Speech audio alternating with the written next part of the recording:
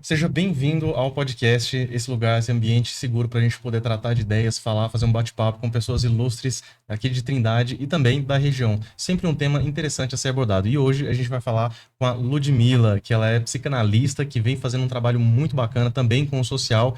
E a gente quer trabalhar aqui, conversar um pouquinho, fazer esse bate-papo com a Ludmila.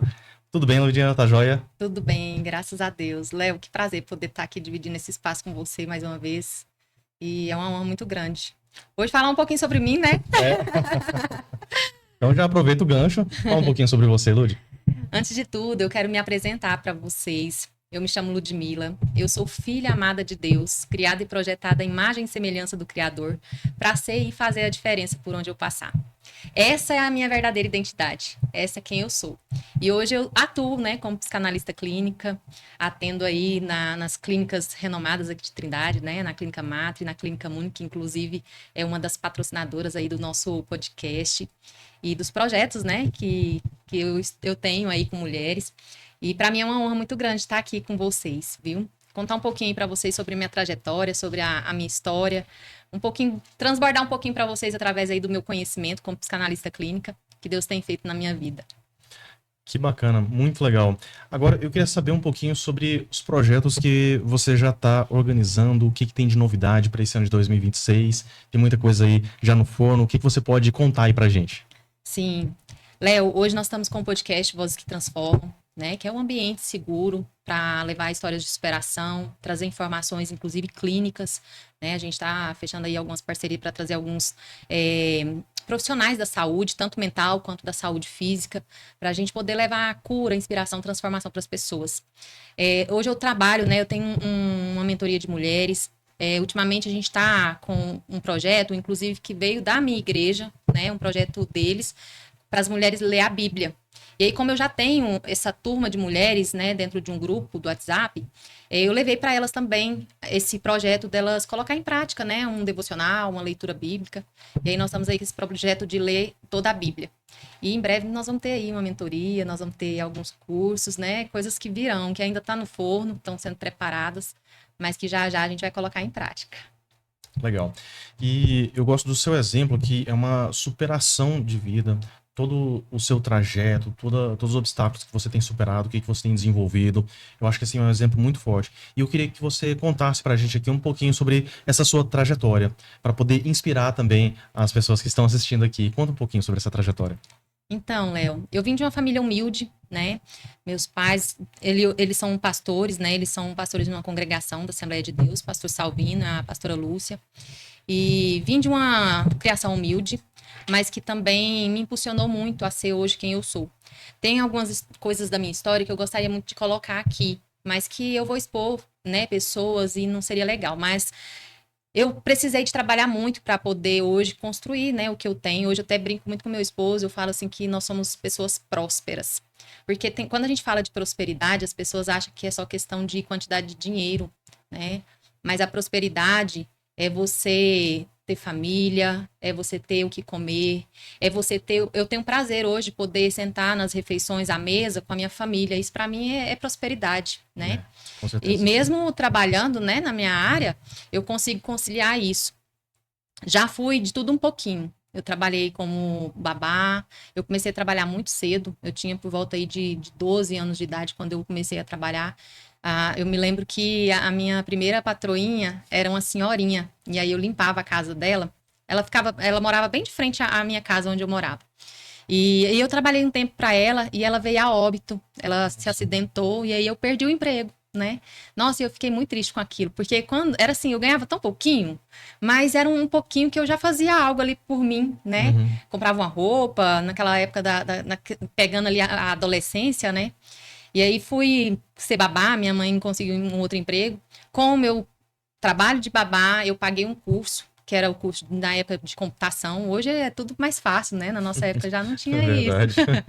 Mas eu fiz o curso de computação, fiz um curso de profissionalismo que chamava. Era um curso administrativo, onde englobava secretariado, telefonista, sabe?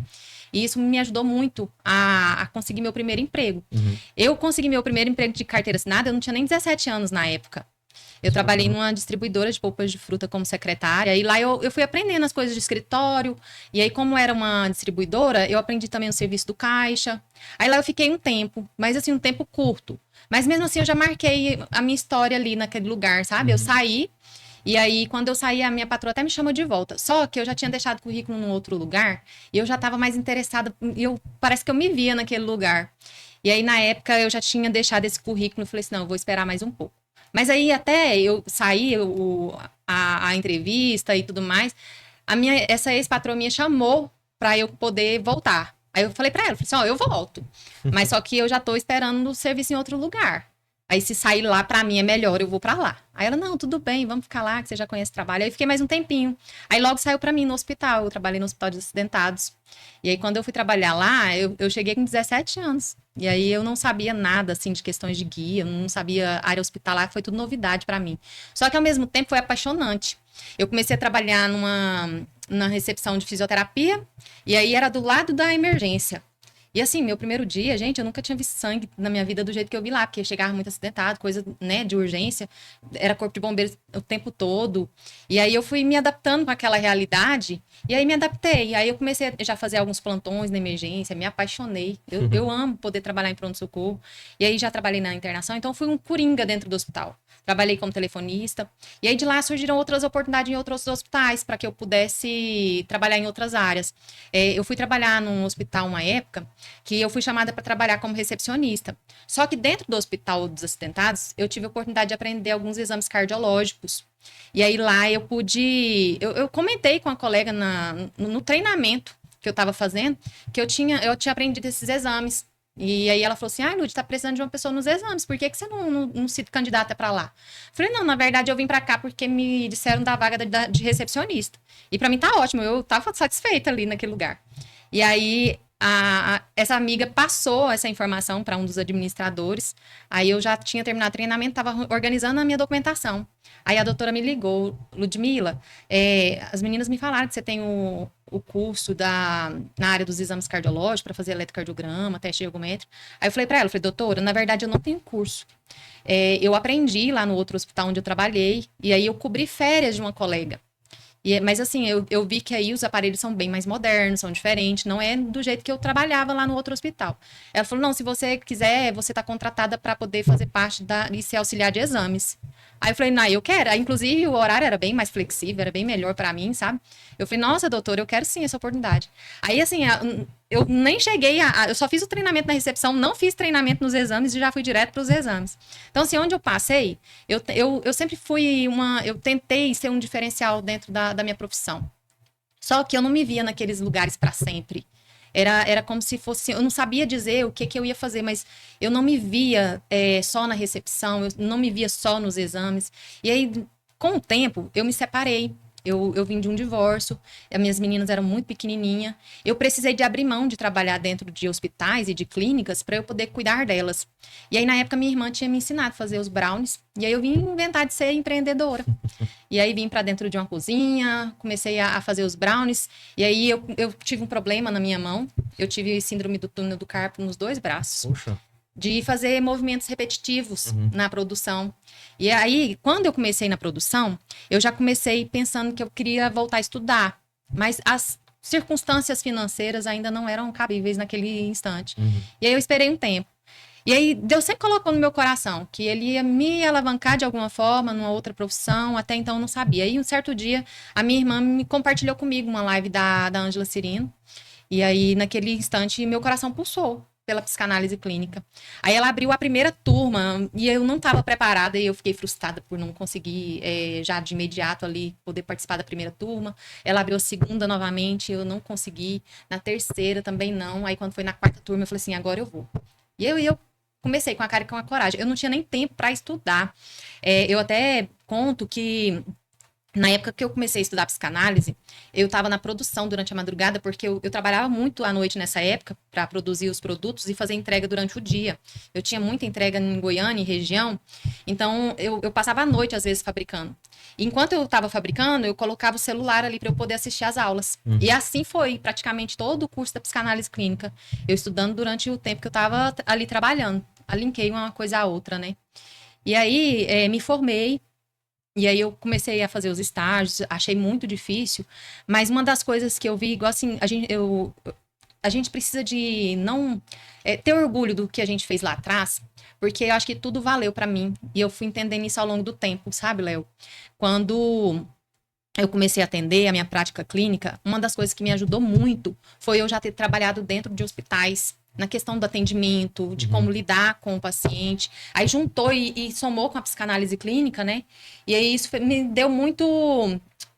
Eu comecei a colocar um diferencial no meu trabalho ali, Sim. através do que eu já tinha de conhecimento de clínica. E aí, na época, eu atendia só online. Aí eu fui para as clínicas, foi por um acaso, assim, foi tudo acontecendo naturalmente, né? É Deus na frente e as coisas foram acontecendo. Um dia eu estava com um paciente e aí ele me ligou, entrou em contato comigo. Ele falou assim: Ó, fulano me indicou você. E ele falou assim: eu tô prestes a enlouquecer, eu vou me matar. E aí eu me assustei, eu falei, e eu não estava aqui na cidade para poder já acolher ele de imediato. Aí eu fiz uma ligação de vídeo com ele, falei assim, olha, eu queria que você mantesse a calma. Vamos conversar um pouquinho aqui, me conta o que está acontecendo, mas eu queria que você tivesse a paciência, porque eu não estou aí em Trindade, mas eu vou voltar à noite e eu vou te falar um lugar para a gente se encontrar. Até então eu não tinha um consultório para poder trabalhar. Eu cheguei a ir para algumas clínicas menorzinhas, depois já atendi pessoas no parque, já atendi em sorveteria, de tudo um pouquinho, sabe? E aí eu falei para ele, não, na hora que eu estiver indo para Goiânia, eu te aviso o lugar que eu vou te atender. E aí, quando foi mais tarde que eu entrei em contato com ele, eu entrei em contato com ele, ele falou, não, tudo bem, eu espero. Aí fiz ali um atendimento superficial ali para poder só na urgência, né? E eu me lembrei, falei, gente, aonde que eu vou procurar alguém que pode me ceder um espaço à noite? Porque eu vou chegar lá, já vai ser umas 8. Me lembrei da Patrícia. Quando eu tava Olha para você ver, por isso que a gente não pode desprezar os pequenos começos. Quando eu estava na área da alimentação, eu cheguei a montar uma barraquinha de frente à Clínica Matre. E ela me abriu o espaço ali da calçada para eu colocar minha barraquinha lá. Então lá eu vendi macarrão expresso, vendia brownie, já vendi café da manhã lá na porta. E ela já me conhecia dali. E eu liguei para ela, falei assim, Patrícia, eu tô precisando, assim, com uma certa urgência de atender um paciente, e só que eu vou chegar aí só à noite. Eu me lembrei que a clínica agora tá funcionando até mais tarde. Você acha que é possível me arrumar um espaço lá na clínica, num consultório? Na hora, na hora, e assim, foi porta aberta. Aí falei com ela, fui lá, atendi esse paciente, e aí ela falou, Lu, depois você vem aqui pra gente conversar. E aí ela me abriu a porta da clínica, sabe? Sem conhecer, então, o meu trabalho dentro da psicanálise. E aí eu tive muita receptividade lá. Inclusive, eu amo trabalhar lá na Clínica Matre. As meninas de lá têm o maior carinho comigo, sabe? Sou muito bem recebida lá, até pelas meninas da recepção mesmo, pelos médicos que lá estão, pelos profissionais que são os colaboradores todos da clínica. E ali foi o meu primeiro lugar que eu fui realmente atender de forma clínica presencial. E aí um foi puxando o outro, né? E aí hoje eu atendo lá e atendo na Clínica Muni. E aí, voltando um pouquinho, né, dessa parte profissional, as coisas elas vão acontecendo de forma natural mas a gente vai precisando de tomar algumas decisões na vida, né? Eu já tinha 10 anos que eu estava com meu companheiro, né? Já tinha 10 anos que a gente estava junto, morando junto.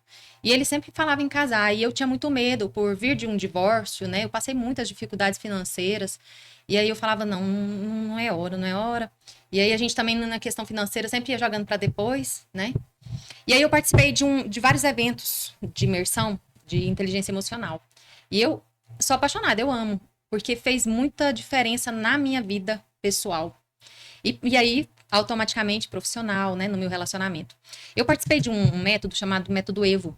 E aí lá eu pude ressignificar o sentido de ter uma família. Porque até então eu tinha esse trauma. Eu vim de um divórcio, eu não vou me permitir casar de novo. Porque já pensou se eu casar e ter que divorciar outra vez? Olha o pensamento, né? Já era de forma negativa. E aí lá eu pude ressignificar isso. Aí as coisas vieram acontecendo. Eu fui no Método Evo em novembro. E aí no final eu tive um convite. Porque eu participei de uma mentoria uma vez. E eu fui convidada a aceitar Jesus. Eu fui criada no berço evangélico. Porém, eu me afastei com o tempo. Teve uma época que eu congreguei dentro de casa por traumas religiosos, né? E aí, Léo, Deus ele é tão lindo que lá eu tive a oportunidade de falar publicamente, falar assim, eu estou reconciliando com Deus. Eu escolho Jesus para ser realmente o único salvador da minha vida. E aí de lá para cá as coisas foram mudando. Por começar por mim, pela minha linha de pensamento. E aí eu já sentia a necessidade de voltar a congregar. E aí Deus já me alinhou com uns networks, né, da vida, com amigos que me levaram para a igreja. Lá eu fui abrindo meu coração, a mentalidade para o casamento novamente. Uhum. Aí eu voltei a conversar com o meu esposo, né, sobre essa questão do casamento. E aí me casei em abril, o evento foi em novembro. Me casei em abril, voltei a cear, voltei a congregar. Hoje eu já estou servindo na minha igreja, né? Estou feliz com isso, porque eu até falo assim, ó, eu fui uma escolhida. Eu não fui lá e eu falei, eu quero servir. Não. Deus usou pastores para chegar em mim e falar, Lúdia, a gente conhece a sua índole, a gente sabe quem você é, a gente sabe do seu caráter e a gente quer você servindo com a gente.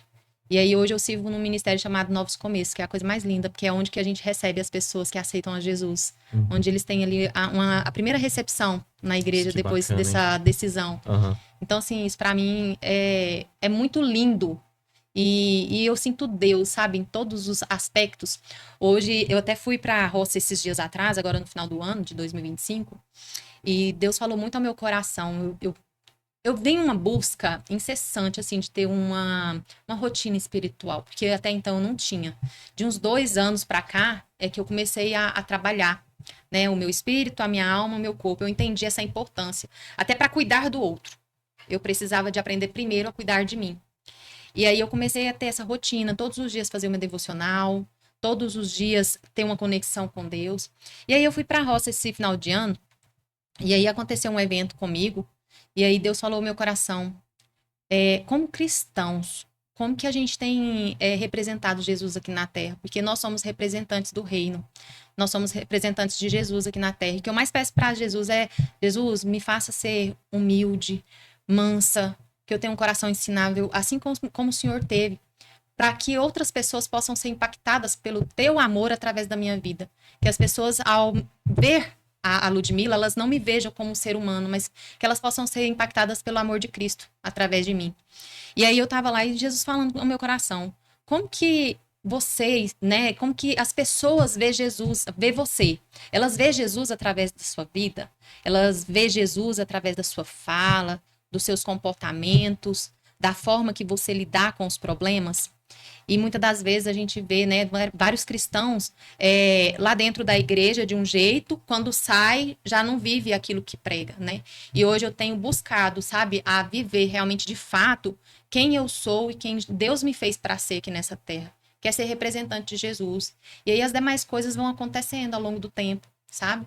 Eu tenho até, estava comentando com você antes da gravação, né, o quanto que eu tenho melhorado a cada dia mais a questão da segurança dentro do meu consultório, porque eu fui buscando conhecimento tanto na questão emocional, para poder lidar com as pessoas, mas eu aprendi que eu preciso cuidar de mim, porque quem cuida também precisa de cuidados. Isso é verdade.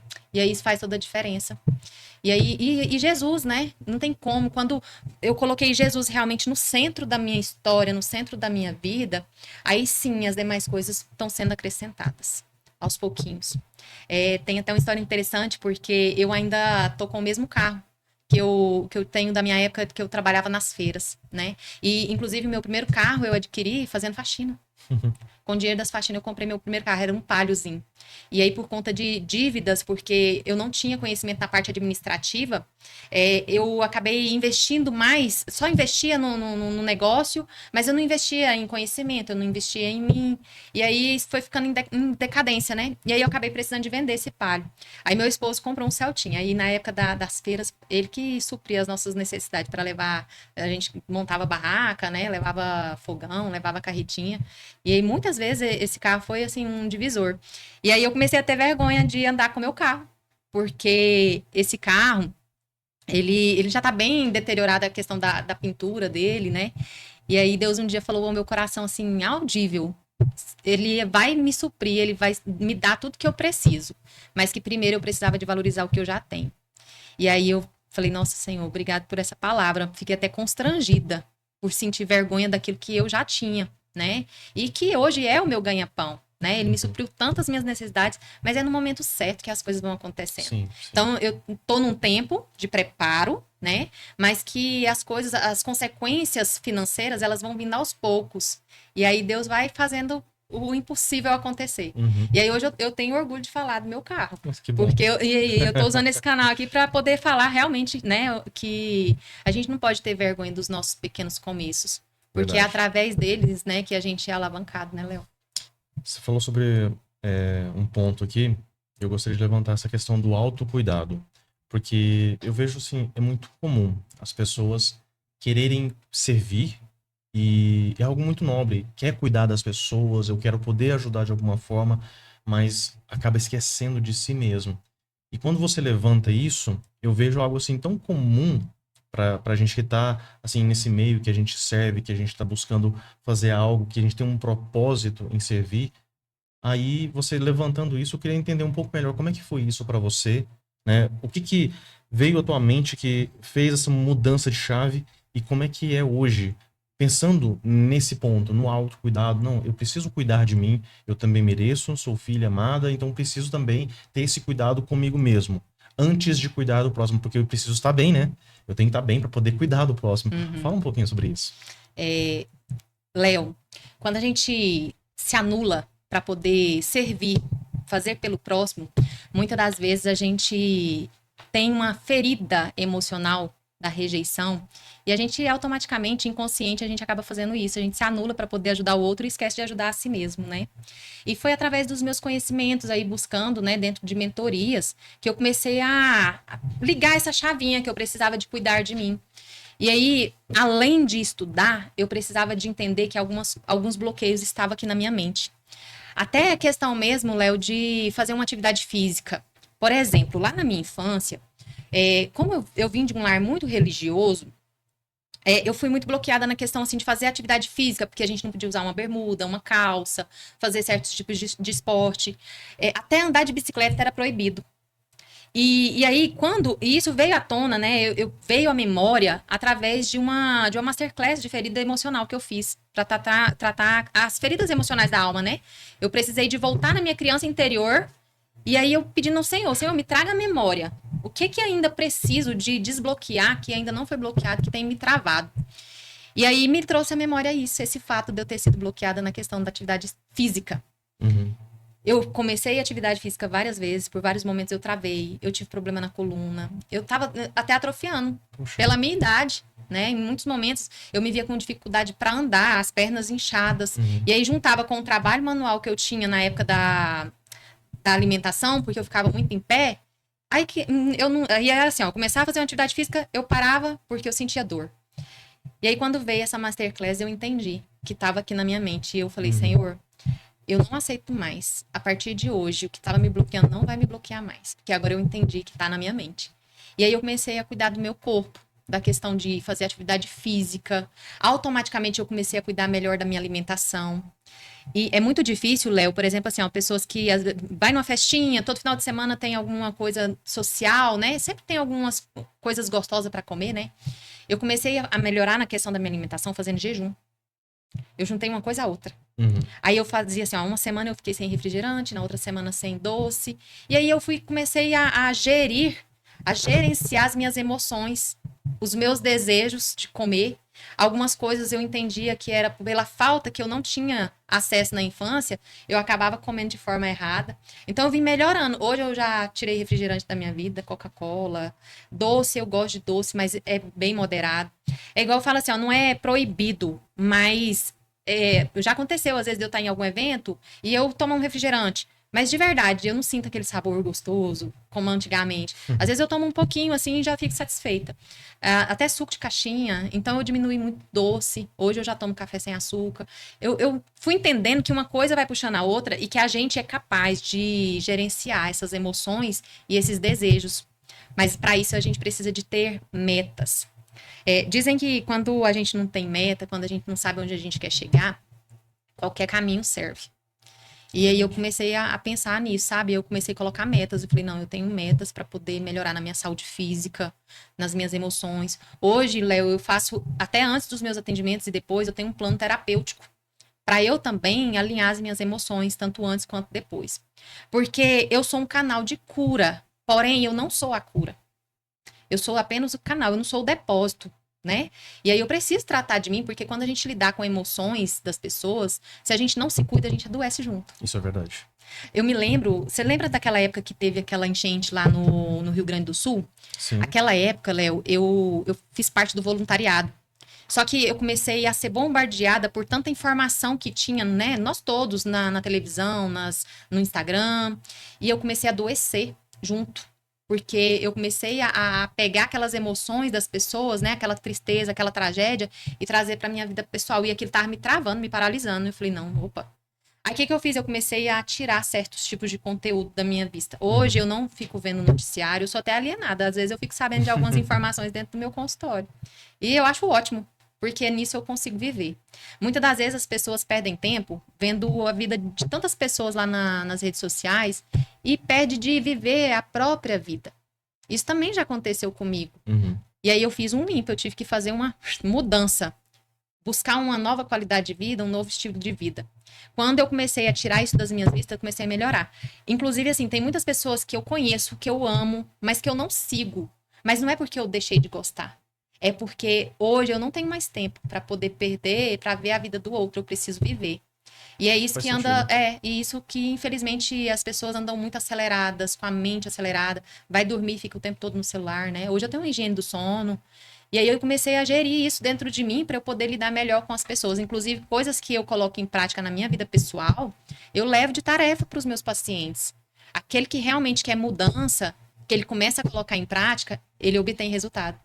Mas a gente só obtém resultado quando a gente decide.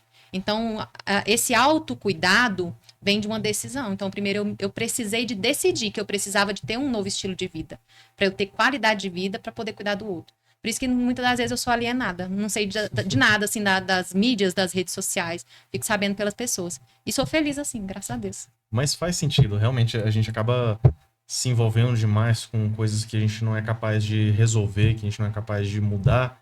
E isso acaba adoecendo a gente. É claro que, na minha visão, ainda mais em um ano eleitoral, é importante a gente estar sabendo exatamente onde a gente está pisando, porque é uma decisão para nossa vida. Mas, no mais, são tantas notícias ruins, tanta coisa que acontece, e a gente tem um cérebro programado para colocar um enfoque muito grande no negativo. Exato. Então, a gente... Você pode ver que tem na sua vida... Você chega numa sala, tem várias coisas positivas, mas você acha aquela minúsculazinha coisa negativa ali e tal, e aquilo se torna o centro dos seus pensamentos. Então, é natural Pode para ter as pessoas. acontecido, né, 20 coisas boas. Exatamente. Mas aconteceu uma ruim, a tendência é você se apegar àquilo que é ruim e se tornar um problema gigantesco. Justamente. Aí é onde que a gente precisa tomar cuidado, porque aí os problemas nos governam, né? E a gente tem que entender que nós somos maiores que os problemas. Tem coisas que, é claro, sai do nosso controle. Se sai do seu controle, se você não consegue resolver aquela situação, é entregar para Deus e descansar. Sim. Porque não adianta. Não adianta você querer resolver alguma coisa que não está ao seu alcance. E acaba não sendo apenas um exercício mental, um exercício ali de consciência, mas um exercício de fé também. Exato. Né? Para entregar nas mãos de Deus ali algo que foge da minha capacidade, né? Do meu potencial ali. Então eu entrego e estou em paz com isso. Mas é uma dificuldade tão grande, na verdade. E na sua visão, na sua experiência com a clínica, com tantas pessoas, ajudando tanta gente... Qual que é o maior dilema das pessoas hoje? O que tem afligido mais as pessoas? Hoje é a ansiedade. Mesmo? Léo, ninguém... É igual eu falo assim, ó. A psicanálise clínica, a gente trata as questões da infância, porque a nossa vida, ela é um solo onde a gente pisa por toda a vida. A nossa infância, ela é um solo que a gente pisa por toda a vida. E ninguém entra lá e fala assim, eu quero tratar a minha infância. Eu quero tratar o trauma que eu tive na minha infância. Não. As pessoas vêm porque elas estão ansiosas, estão depressivas, tá com problema no relacionamento, tá com problema com o filho.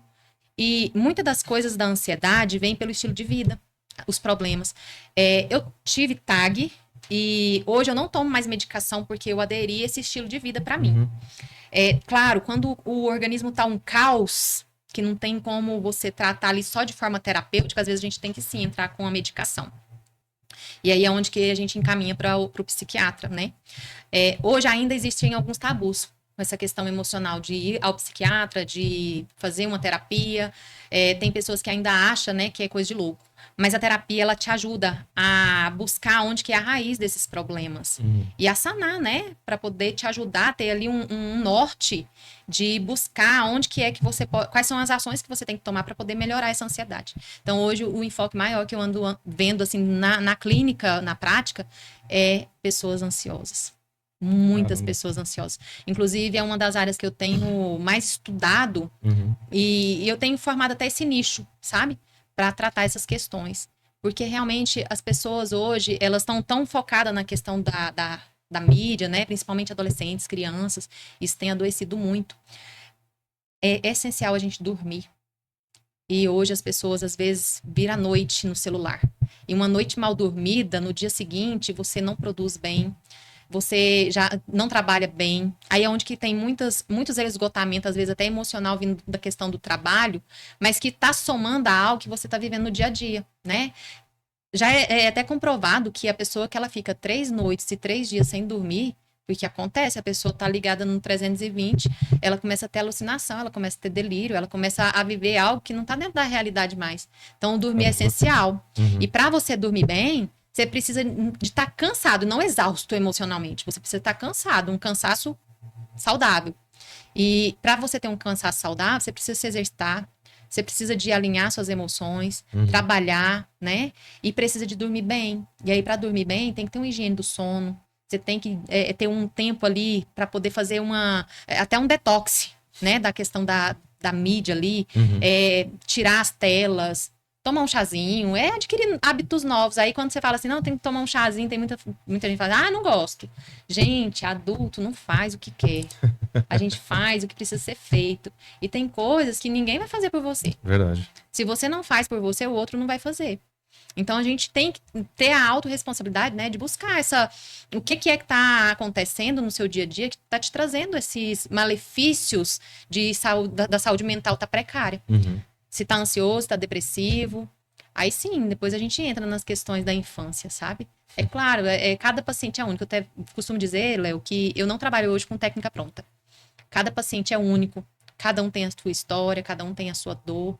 E é preciso de olhar com amor, com empatia, com carinho, para que essa pessoa ela se sinta acolhida, ela tenha um par empático com o profissional, para que ela possa, de fato, trazer tudo que está lá dentro entulhado e que ela nunca colocou à tona, né? Eu trato, inclusive, abuso sexual. Olha, muitas mulheres, muitos homens também, inclusive, já foram abusados sexualmente na infância. Lá na infância, você não teve culpa pelo que aconteceu. Mas é preciso de voltar no passado, né? Voltar na tua história, ressignificar aquele momento, para que você comece a plantar o hoje para colher lá no futuro. Coisa que às vezes te leva para uma depressão profunda. Às vezes tem algo entulhado dentro de você ali, alguma ferida emocional da alma. Ou às vezes veio de um lar disfuncional, onde tinha violência doméstica, onde foi negligenciado o amor. E aí a gente ressignifica, sabe? É tão lindo porque eu ensino cada paciente a se acolher, a cuidar da sua criança interior. Sim. Porque já virou um adulto, às vezes o pai e a mãe já não tá vivo mais, ou às vezes já é uma pessoa casada, já tem filhos, mas que começa a vir essas feridas, né, à tona, e às vezes a pessoa entra em depressão e fala assim, mas eu não sei de onde tá vindo. E aí a gente vai buscando. E às vezes tá no íntimo, lá no profundo da alma, às vezes um abuso que foi feito aconteceu lá na infância. Aí é onde a gente vai tratar. A gente vai cuidar dessa criança para que ela possa ressignificar e começar a ser a protagonista da história de cada um. É lindo, eu já presenciei assim, fatos incríveis dentro da clínica. Maravilhoso. Nossa, que coisa bacana. Realmente é gratificante, né? Quando Demais. você faz essa transformação das pessoas. E na sua visão, o que você gostaria assim, de deixar de dica? Porque muitas vezes tem pessoas que vão estar assistindo aqui e tem alguns dilemas, vão passar por situações. O que você gostaria de deixar para essas pessoas que seria um primeiro passo para essa pessoa ir em direção a uma luz, a uma resolução desse problema? O que seria aquele gatilho, digamos assim? Tem coisas que a gente não consegue sozinho na vida, né? busque ajuda. É possível. Independente da tua história, independente da tua dor, independente do trauma que você teve, é possível, existem caminhos de esperança. E é possível você sair de uma zona de conforto e do vitimismo e alcançar ser protagonista da tua história e viver um novo de Deus para sua vida. E muitas das vezes a gente vai precisar de ajuda. A gente vai precisar de um terapeuta, a gente vai precisar de um mentor, né? Eu precisei de buscar ajuda para hoje eu me tornar quem eu sou.